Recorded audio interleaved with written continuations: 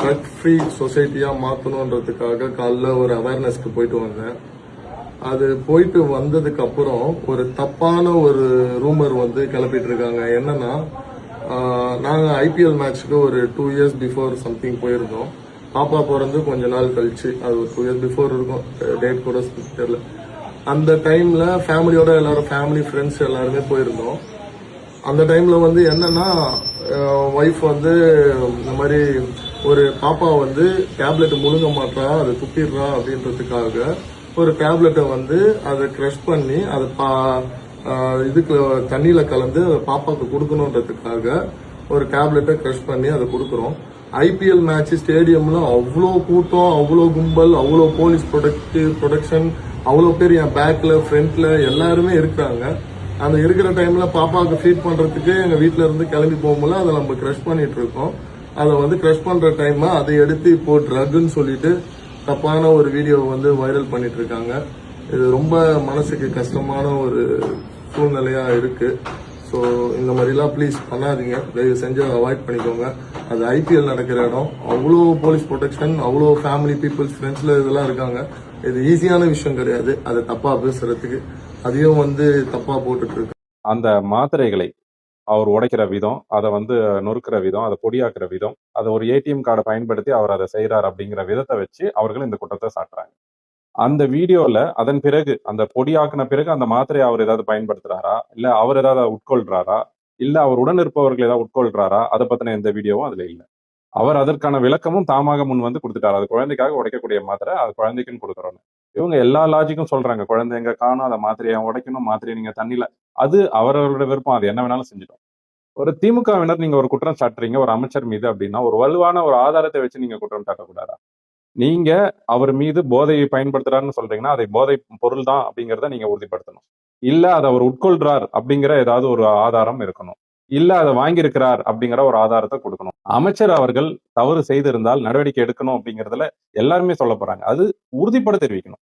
இது ஒரு வீடியோ தான் ஒரு ஆதாரம்னு சொல்லிட்டு, மாத்திரையை உடைக்கிற விதம் தான் ஒரு தவறான ஒரு விஷயம்னு சொல்லிட்டு, இதெல்லாம் நீங்க போய் ஒரு புகாரா கொடுத்தாலும் கூட இதை வந்து எடுக்க மாட்டாங்க.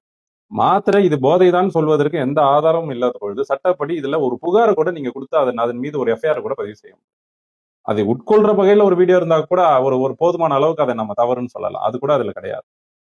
எவ்வளவு ஒரு மலிவான அரசியல் ஒரு திமுக செய்து பாருங்க. எவ்வளவு ஒரு மலிவான, இவ்வளவு விளக்கம் கொடுத்த பிறகும் செய்யறாங்கன்னா, திமுகவை மக்கள் அகற்றியது சரிதான். கைது செய், போதை அமைச்சரை கைது செய். இன்னைக்கு திமுக ஆர்ப்பாட்டம் பண்ணிருக்காங்க. ஒரு காவல்துறை கிட்ட அனுமதி வாங்கி ஆர்ப்பாட்டம் பண்ணணும் கூட ஒரு சின்ன ஒரு பேசிக் நாலேஜ் கூட இல்லை உங்களுக்கு. ஆர்ப்பாட்டம் பண்ணீங்க, சரி பண்ணுங்க, ஆர்ப்பாட்டம் பண்ணுங்க. அதுக்கு உண்டான விளக்கத்தை அமைச்சருடைய மனைவி, டாக்டர்ஸ் 3 பேருமே கொடுத்துட்டாங்க. அப்படி இருந்து நீங்க ஆர்ப்பாட்டம் பண்றீங்க, இந்த ஆட்சி கலங்கத்தை ஏற்படுத்துன்னு சொல்லி. ஜாஃபர் சாதிக் யார்? அவரு திமுகவுடைய அயலகணி பொறுப்பாளர். அவரு மேல வழக்கு இருக்குது, இன்டர்நேஷனல் கேசஸ் இருக்கு அவர் மேல. ஆஸ்திரேலியா, நியூசிலாந்து, இந்தோனேஷியா, மலேசியா, இந்தியான்னு எல்லா நாடுகளிலும் அவர் மேல வழக்கு இருக்குது. என்ன வழக்கு? 3500 கிலோ போதைப் பொருள் கடத்தின வழக்கு. கிட்டத்தட்ட 2000 கோடி ரூபாய் மதிப்பு. அது 45 கண்டெய்னர்ல கடத்திருக்காரு. இது எப்ப கடத்துறாரு? 2021, 24 இந்த பீரியட்ல தான் கடத்துறாரு. இந்த 2000 கோடி ரூபாய் மதிப்புள்ள இந்த போதைப் பொருளை கடத்திருக்காரு. அந்த பணம் எங்க போச்சு? திமுக பார்ட்டி ஃபண்ட் கொடுத்திருக்காரு, திரைப்படங்கள் தயாரிச்சிருக்காரு. இன்னும் சொல்ல போனா இன்னைக்கு கலைஞர் அறிவாலயம் காட்டுறீங்க, அதை பத்தி நான் இன்னொரு வீடியோல சொல்றேன், அதை கண்டிப்பா சொல்லுவேன் நான். இப்பேற்பட்ட ஆளு உங்க கட்சியில வச்சுக்கின்னு நீங்க எங்க ஆட்சியை குறை சொல்றீங்க? அணி போராட்ட சம்பவங்கள் மாணவர் அணின்னு சொன்னாங்க, ஆனா எந்த வருஷத்து மாணவர்கள்னு சொல்லாம விட்டுட்டாங்க. வந்திருந்தவங்க எல்லாரும் 40+, 50+. இதுல மாணவர் அணி ஆர்ப்பாட்டம்னு பூவல் வேற.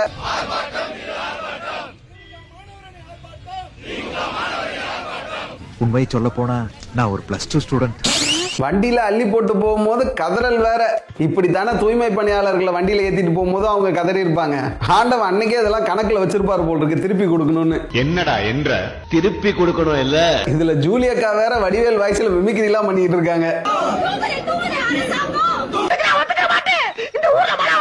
மொத்தத்துல இவங்க பண்ணதுக்கு பேர் போராட்டமும் இல்ல, இவங்க எல்லாம் போராளிகளும் இல்ல அப்படிங்கறத கடந்த 5 வருஷத்துல நம்ம தான் பார்த்திருக்கோமே. திருடங்கையில சாவியான ஒரு பழமொழி ஒண்ணு இருக்கும் பாருங்க. அந்த மாதிரி போதை கலாச்சாரத்தை உள்ள கொண்டு வந்தவங்களே போதைக்கு எதிராக போராட்டமா. இதையும் மக்கள் நம்புவாங்கன்னு சொல்லி நம்புறீங்க பாத்தீங்களா? அந்த அளவுக்கு எங்கெல்லாம் முட்டாளா நினைச்சு வச்சிருக்கீங்க. இதுவரைக்கும் நீங்க அப்படி நினைச்சிருக்கலாம், இனிமேலு வாய்ப்பில்லை ராஜா.